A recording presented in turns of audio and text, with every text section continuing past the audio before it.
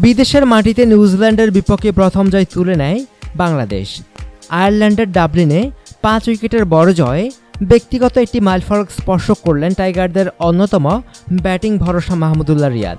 One day ক্রিকেটে 3000 ক্লাবে প্রবেশ করলেন তিনি। পঞ্চম বাংলাদেশি ব্যাটসম্যান হিসাবে একদিনের আন্তর্জাতিক ক্রিকেটে 3000 রান করার গৌরব অর্জন করেছেন রিয়াদ। ষষ্ঠ উইকেট জুটিতে মুশফিকের সঙ্গে অবিচ্ছিন্ন জুটি গড়ে দলকে জয় পেতে অসামান্য ভূমিকা রেখেছেন 31 বছর বয়সী মাহমুদুল্লাহ। 36 বল মোকাবেলায় 6-4 ও 1-6 সাহায্য করেছেন অপরাজিত 46 রান। কিউইদের বিপক্ষে 46 রানের অনবদ্য ইনিংস খেলার পথে পঞ্চম বাংলাদেশি হিসাবে ওয়ানডে ক্রিকেটে 3000 ক্লাবে প্রবেশ করেন তিনি। মাহমুদুল্লাহ রিয়াদের আগে 3000 ক্লাবে ঢোকার অভিজ্ঞতা পেয়েছেন 4 বাংলাদেশি ক্রিকেটার। তারা হলেন সাবেক অধিনায়ক মোহাম্মদ আশরাফুল, তামিম ইকবাল, সাকিব আল হাসান ও মুশফিকুর রহিম।